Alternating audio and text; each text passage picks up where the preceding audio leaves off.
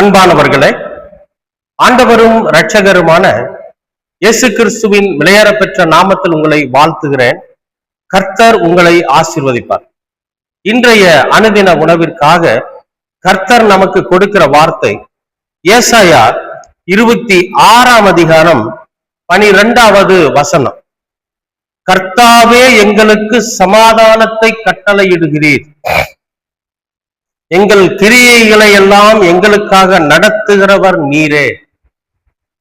கர்த்தாவே எங்களுக்கு சமாதானத்தை கட்டளையிடுவீர், எங்கள் கிரியைகளை எல்லாம் எங்களுக்காக நடத்துகிறவர் நீரே. அன்பானவர்களே, இயேசு கிறிஸ்துவின் நாமத்தில் உங்களை நான் வாழ்த்துகிறேன். அதாவது இங்கே சங்கீதக்காரன் என்ன சொல்றாருன்னா, எங்களுடைய வாழ்க்கையில எங்களுக்கு சமாதானத்தை கொடுக்கிறவர் நீங்க தான். நாங்க எவ்வளவு ஐஸ்வர்யவானா இருந்தாலும், பெரிய ராஜாவா இருந்தாலும், அல்லது மிகப்பெரிய பதவியில இருந்தாலும், எங்களுக்குன்னு ஒரு சமாதானத்தை கொடுக்கிறவர் நீங்க மட்டும்தான். ஏன்னா அந்த சமாதானத்தை உங்களால மட்டும்தான் கொடுக்க முடியும். உங்களை எல்லாமல் எங்களுக்கு யாருனாலையும் சமாதானத்தை தர முடியாது அப்படின்னு சொல்றாரு. அப்ப ஒவ்வொரு தனிப்பட்ட மனிதனுடைய வாழ்க்கையிலும் இருதயத்துல சமாதானத்தை கொடுக்கிறவர் கர்த்தராய் இருக்கிறார். நம்ம எவ்வளவுதான் பெரிய தொழிலதிபராய் இருந்தாலும், எவ்வளவுதான் பெரிய ஐஸ்வர்யவானாய் இருந்தாலும், அல்லது ஒண்ணும் இல்லாம இருந்தாலும், நமக்கு சமாதானத்தை கொடுக்கிறவர் யாருன்னு கேட்டீங்கன்னா நம்முடைய ஆண்டவர் தான். எங்கள் கிரியைகளை எல்லாம் எங்களுக்காக நடத்துகிறவர் நீரே. நம்முடைய செயல்பாடுகள் இருக்கு இல்லைங்களா, நாம ஒவ்வொரு நாளும் நம்முடைய வாழ்க்கையில செய்கிற செயல் இருக்கு பாருங்க, அந்த செயலை நடத்துகிறவர் கர்த்தர் தான். அவர் இல்லாம நம்முடைய வாழ்க்கையில நம்ம எதையும் செஞ்சிட முடியாது. ஏன்னா அவரை நம்பி இருக்கிற பிள்ளைகளுடைய ஒவ்வொரு நாள் கிரியைகளும் அவர் நடத்துகிறதா இருக்கிறது. சரி, இந்த உலகத்துல கர்த்தரை தெரியாதவங்க நிறைய பேர் இருக்கிறாங்களே, கர்த்தரை யாருன்னு தெரியாதவங்க இருக்கிறாங்களே, அவங்களுக்கெல்லாம் எப்படி அப்படின்னா, அவர்களுக்கும் சமாதானத்தை தருகிறவர் கர்த்தர் தான், அவருடைய கிரியைகளையும் செய்வது கர்த்தர் தான். ஆனா அவங்களை இன்னும் உணராம இருக்கிறாங்க. நமக்கு சமாதானம் எப்படி வந்துச்சு, நம்ம செய்கிற காரியங்கள் சக்சஸ் ஆகுது, அது எப்படி ஆகுது அப்படிங்கிறது இன்னும் அவங்க உணராம இருக்கிறாங்க. அவர்களுக்கு என்று ஒரு காலம் வரும், அந்த காலத்துல அவங்க உணர்ந்துட்டு நமக்கு முன்னால பரலோகத்துக்கு போயிடுவாங்க. அன்பானவர்களே, அதனாலதான் பிந்தினோர் முந்தினோராகவும் முந்தினோர் பிந்தினோராகவும் இருப்பாங்கன்னு சொல்றாரு.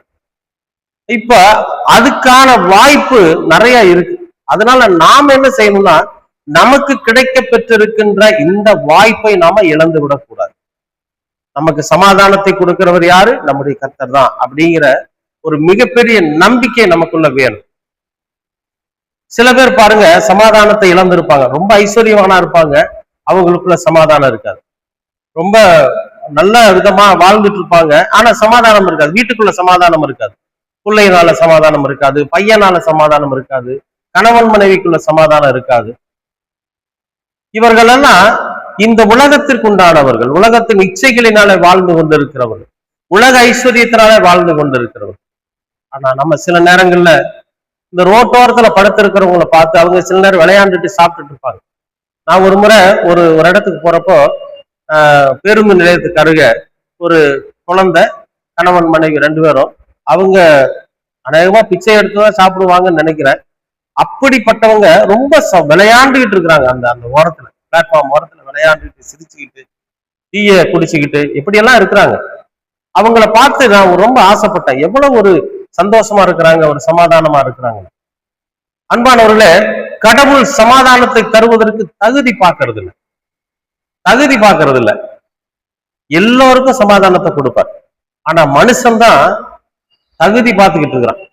பணம் இருந்தா தான் சமாதானம் இருக்கும், ஐஸ்வர்யம் இருந்தா தான் சமாதானம் இருக்கும், 4 பேர் மதிக்கத்தக்க பதவி இருந்தா தான் நமக்கு சமாதானம் இருக்குன்னு நினைச்சுக்கிட்டு இருக்கிறோம். அது இல்லை. இது கர்த்தர் கொடுக்கிற சமாதானம் பாரபட்சம் இல்லாதது.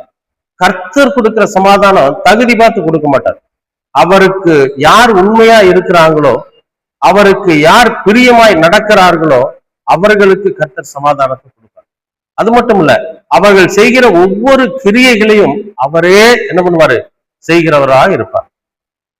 அன்பானவர்களே, நீங்க ஆண்டவரிடத்துல ஒப்படைச்சு, ஆண்டவரே அந்த சமாதானத்தை நீங்க எங்களுக்கு கொடுங்க, உலகம் தராத அந்த தேவ சமாதானத்தை எங்களுக்கு கொடுங்கன்னு கேளுங்க. நிச்சயமா கர்த்தர் தருவார். எங்களுடைய கிரியைகளை எல்லாம் நீங்களே நடத்துங்கன்னு சொல்லுங்க. ஆண்டவர்கிட்ட ஒப்படைச்சு, ஆண்டவரை நான் இந்த மாதிரியான காரியத்தை செய்ய போறேன், நீங்க என்ன பண்ணுங்க, இந்த காரியத்தை நீங்க நடத்தி கொடுங்கன்னு சொல்லி கர்த்தரோட சமூகத்துல ஒப்படைச்சிருங்க. நடத்துகிறவர் அவர் தான், நிச்சயமா நடத்தி கொடுப்பார். விசுவாசிக்கிறீங்களா? அப்ப இன்னைக்கு ஆண்டவர் இடத்துல நம்ம ஒப்படைப்போம். அன்பின் பரலோக பிதாவே, உமக்கு சோத்திரம். இந்த நாளை நீர் ஆசீர்வதித்து கொடுத்ததற்காகவும் நன்றி. உலகம் தராத அந்த தேவ சமாதானத்தை பாரபட்சம் இல்லாமல் கொடுக்கிற தேவனாகிய நீர் எங்களுக்கும் தர வேண்டுமாய் ஜெபிக்கிறோம். எங்களுடைய வாழ்க்கையிலும் சமாதானத்தை கர்த்தர் கட்டளையிடுவீராக. நாங்கள் செய்கிற ஒவ்வொரு கிரியைகளையும் உம்முடைய பாதத்துல வைக்கிறோம். நீங்க பொறுப்பெடுத்து நீங்களே அதை நடத்த வேண்டுமாய் ஜெபிக்கிறோம். திருமண காரியமாக இருந்தாலும் சரி, வேலை வாய்ப்பு காரியமாக இருந்தாலும் சரி, ஊழிய காரியமாக இருந்தாலும் சரி, வியாபாரத்தின் காரியமாக இருந்தால் எதுவாக இருந்தாலும் எல்லாவற்றையும் உம்முடைய பாதத்துல வைக்கிறோம். அதை நடத்துகிறவர் நீர், சிறப்பாய் நடத்தி தர வேண்டுமாய் ஜெபிக்கிறோம். கிருபை எங்களோடு கூட இருக்கட்டும். இரட்சகராம் இயேசு கிறிஸ்துவின் வழியாய் கேட்கிறோம் நல்ல பிதாவே. ஆமென், ஆமென், ஆமென்.